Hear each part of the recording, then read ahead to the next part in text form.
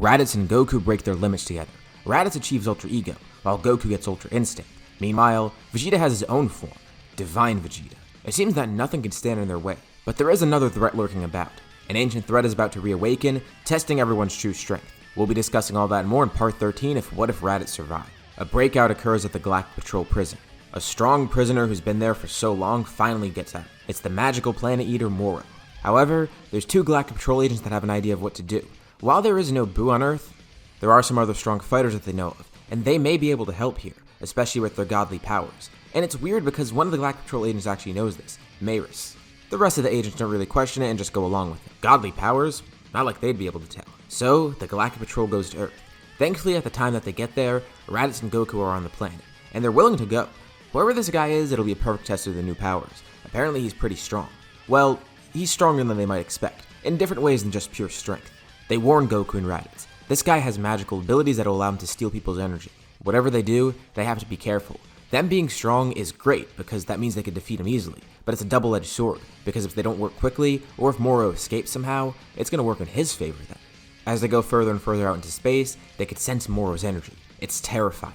Unfortunately, without Goku being able to teleport, Moro is able to get to Namek first, and he makes haste, getting Dragon Balls as quickly as he can. Amidst his Dragon Ball hunt, eventually the Galactic Patrol arrives on the planet with Goku and Raditz. Things aren't looking good because Moro already does have some Dragon Balls, but also at the same time, he doesn't have all of them, so at least that's good. They could stop him before it's too late. Goku and Raditz immediately rush in. Moro is currently terrorizing a village, and suddenly senses two strong powers behind him. The Saiyan brothers lunge in towards Moro, and he blocks their attacks.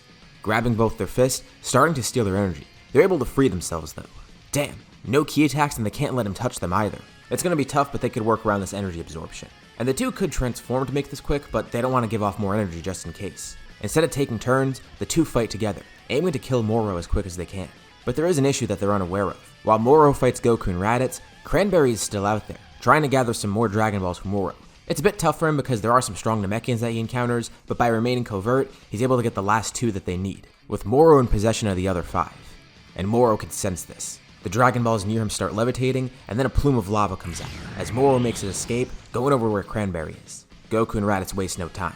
This might be an opportunity to try and kill him, but he's completely vanished. They don't know where he went and how he got away so quick. The sky turns black far away. Cranberry has summoned the dragon. Moro communicates his wish to Cranberry, and as the two brothers try to rush over, something attacks them. It's Moro, now with his youth restored. He tells them if they arrived a bit earlier, maybe they would have stopped him. But thanks to his loyal henchmen, his youth is now restored, and they're not going to be able to face him.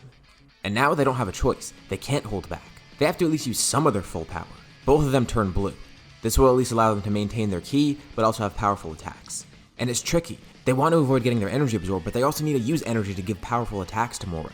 This guy won't just be testing their strength, but their technique too. Goku then goes into Ultra Instinct Omen. Raditz wonders why he's not using the white-haired form, but Goku says at least he's not using his full power right here. But this still might help him, and if it does end up working, he'll go to the white-haired form. And Raditz sees this might actually be a great idea, and tells Goku to act as a distraction. He goes into Ultra Ego. If Ultra Instinct allows him to face Moro and not be attacked, then Raditz can jump in, using Hakai on Moro. There's no way he could absorb that, right? And this starts to push Moro back. None of his attacks land on Goku, and he can't absorb his energy for some reason. And as for Raditz, he can, but he doesn't want to even try. The energy that Raditz is giving off is much different than before, and he's terrified of trying to absorb it. It might actually kill him if he tries, he doesn't know. Raditz tries launching a Hakai, and using telekinesis, Moro flings a rock in front of him, barely being able to protect him from the blast. More plumes of lava shoot up. He tries to escape once more, and Goku and Raditz see. They've cornered him. There's no way he could win now.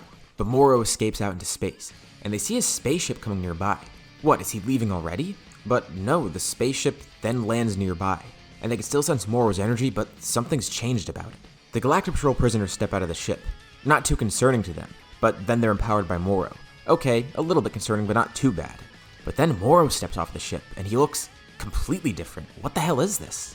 He commends them for their efforts. They made him use his trump card so early on. He absorbed 7-3, now having those powers assimilated within him. Of course, they don't know what 7-3's powers even are. This made Moro a lot stronger, but now he can also try and steal abilities from them.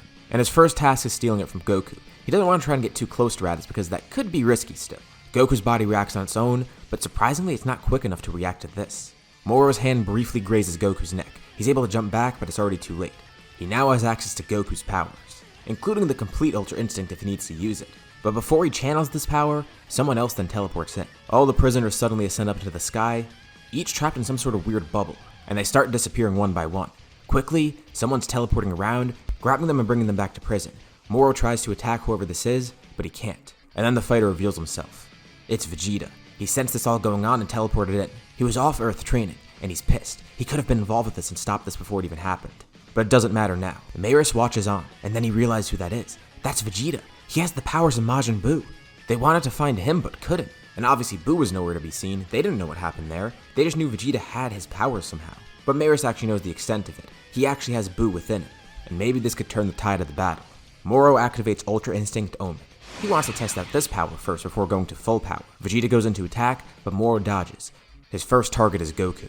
But not just to attack him, he goes in to actually eat Goku. Maybe it'll work the same way that it did with 7-3, increasing his power and allow him to use Ultra Instinct to its fullest. But someone then knocks Goku out of the way. It's Raditz. He sticks a hand out, launching a Hakai, and Moro's just barely able to dodge it. It grazes him, erasing some of his skin, but he's still able to maneuver around it, then grabbing Raditz by the neck, taking his powers and his energy, and he feels something strange within him. This strength. That Ultra Instinct thing was amazing, but this? He likes this even more. These destructive powers. Raditz turns around, quickly launching another Hakai, but it's countered by a Hakai. The two attacks connect with a massive explosion that flings Raditz back. Vegeta catches him, trying to heal Raditz a bit too. He restores both Raditz and Goku to full strength, and they watch. Raditz's eyes widen. No, he got that power too. Blue and purple flames surround Moro. Ultra Instinct, Ultra Ego. He should have absorbed 7-3 sooner. Too bad he had to break him out of prison first. But Moro can tell. This power is too much to use all at once, but he has both. He can switch between them because using both at once may be risky, although it could lead to a high reward. One of his fists is surrounded by an aura like Ultra Instinct, and one is surrounded by an aura like Ultra Ego. And he starts switching between the two. Vegeta goes into attack. Not affected by Moro's energy absorption, but that doesn't even matter anyways. Moro already has enough energy in this fight. He'll just eat them later on when he kills them. Although that puts him in kind of a predicament. He doesn't really want to use the full powers of Ultra Ego because if he destroys these people, he can't eat them. But still, these attacks might be useful. He tries to grab Vegeta's neck as well, but Vegeta's able to avoid this. He can't let Moro get his powers too. Fine, if Vegeta's gonna be annoying, he'll just erase Vegeta. He sticks out a hand, charging a Hakai. But Raditz jumps in once more, countering with his own, and Moro grins. The perfect distraction. He wasn't actually gonna erase Vegeta, he just wanted to coax Raditz into attacking him. And Raditz successfully counters the attack. But then, Goku and Vegeta watch in horror as a hand erupts out of Raditz's back. He powers down into base, with Moro then drawing his hand backwards, and Raditz drops to the ground. Goku's aura flares up. Angered, he transforms into Ultra Instinct, powering up to his maximum, but having a hard time maintaining the form due to the anger clouding him. And he rushes in to try and save Raditz, with Moro grinning as he prepares to attack Goku. Goku's able to dodge it, and he tries to grab Raditz, but then Moro grabs him, and Raditz weakly says to Goku, "Go, leave him here." Vegeta tries to jump in too, but Raditz tells him, don't get too close. He can't let Moro get Vegeta's powers as well. But Goku tells Raditz he needs Vegeta's help. Vegeta needs to heal him. And Moro holds Raditz up. How clever of them. They saw through his trick. So what's it gonna be? Will Vegeta try to grab Raditz and heal him? Or are they just gonna leave him in Moro's hands to die? Raditz starts charging an attack in his hands, trying to use what little power he has left for a Hakai. Weakly, he throws his arm in Moro's face, and the attack just dissipates. All his energy begins getting drained. Moro absorbs all of Raditz's power, and a purple glow flares up around him. What a great meal. Raditz looks over to Goku and Vegeta once more. They're helpless to do anything. His last word to them is just to go. As the purple aura grows larger and larger, Goku tries to rush in, but can't. Vegeta grabs him, teleporting up to where Mayris is, and then teleporting everyone there back to Earth. All of Namek is erased. Anyone that was on the planet at the time dies, including the Namekians there, most of Moro's crew, and of course, Raditz. Moro needs no help now anyways. This is all he needs. This strength, these abilities. No one can stop him. On Earth, Goku powers back down into base, slamming a fist into the ground. Vegeta apologizes. He was too late, and Goku sees that they teleported away. He's angered at first, angry that he couldn't do anything, but Vegeta reminds him they wouldn't have been able to save Raditz anyways. Goku tries to sense his energy, but he can't sense anything out there. And for what Vegeta could tell, the planet's gone too. There's no energy out there, none of Raditz's either, and Goku can't believe it. He's dead. But Vegeta tells Goku, it's fine. He says Raditz was very strategic about this. Doesn't Goku remember? Raditz never died before. And then it hits Goku. That's right, he can be brought back by the Dragon Balls. It completely slips his mind. All the emotions around Raditz's death made him completely forget. Not that he's not angry at Moro anymore. No, he's pissed beyond belief. Watching his brother die in an effort to save him, whether or not Raditz can be brought back, that sticks with Goku, and that's not going to go away. But hearing this at least comforts him a little, and he starts thinking clearly again. He thanks Vegeta. Had Vegeta not grabbed Goku, Goku would have done something stupid acting on emotion only, and he probably would have died as well. That was good and quick thinking on Vegeta's part. Vegeta heals Goku up too. Although, they can't use the Dragon Balls just yet, because then Vegeta senses something. Moro is heading right towards Earth. They don't want him to know that there's Dragon Balls here. Well, he might already know that actually.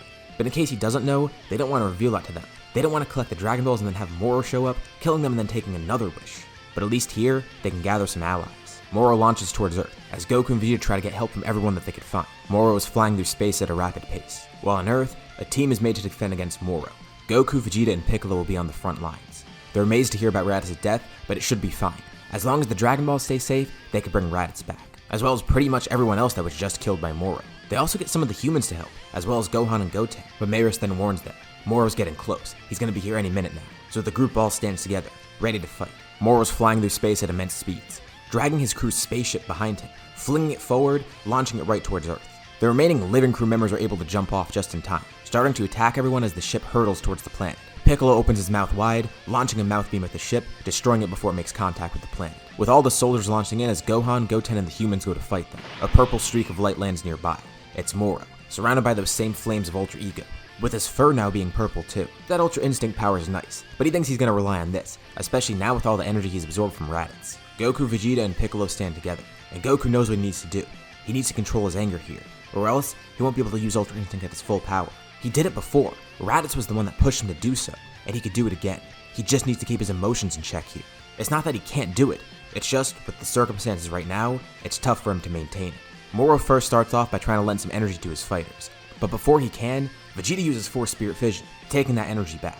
He wanted to do this before with Moro, but he couldn't. He didn't want to get too close and have Moro steal his energy just in case, but now that they've gauged Moro's power, Goku can act as a distraction. Piccolo will help too, and Vegeta will find ways to avoid this. Piccolo starts the battle with a powerful Ki Blast at Moro. He tries to absorb it, but Vegeta is able to negate the magic. The blast hits Moro head on, and he takes the whole brunt of it. It actually does damage him, but he laughs. With Ultra Ego, he actually shouldn't be absorbing attacks. He should just take them, take the full force of them. And this lets him realize it. He pounds his chest, welcoming the three to attack him. Goku then goes into Ultra Instinct, trying to maintain the white-haired version, but flickering in and out of it, mostly fighting an Omen. Vegeta just needs to get in close, steal some of Moro's energy. He can't separate 7-3 from him, but he can at least try that. He's honed all of his spirit control and magic by this point. He's the perfect match for Moro, as long as they can keep him distracted. But Goku needs to get control of his emotions, and he realizes that. Moro is powerful now, but not too strong where they can't fight him. You also gotta remember too, he immediately went to Earth. He didn't have 2 extra months of absorbing other planets or whatever. He has 7-3 absorbed with the powers of Goku and Raditz, as well as the energy from Namek and all the people around there. Definitely a formidable opponent, but not nearly as formidable as he could be. Although, Ultra Ego's a problem. He grows stronger the more attacks he takes. And also, the Hakkais are an issue. Piccolo actually can't attack as much. With Goku, he could at least dodge the attacks, with Ultra Instinct allowing him to act on his own. Goku acts more defensive, while Piccolo's more offensive, and Vegeta's somewhere in between. But as the battle continues, Vegeta looks over at Goku. He closes his eyes. He tries to maintain that control. The anger he feels towards Moro is intense, but he can control his emotions. This is for Raditz after all. They need to bring him back as well as Namek, and he can't do that if he can't keep his emotions in check. They continue brawling. Moro grows stronger and stronger, launching Hakkais left and right that are hard to avoid. But Goku's finally able to do it. With a powerful burst of energy, he goes into Ultra Instinct, completely emotionless and calm, and Moro chuckles. He's finally using his full power. What, he's not pissed off at Moro anymore for killing his brother? And Goku just looks at Moro. He is. He's angered beyond belief, which is why he needed to control himself. That way, he'll be able to defeat Moro. And Moro does something surprising. His fur then goes from purple to white. Fine, looks like it's time to use this other power too, utilizing Ultra Instinct as well.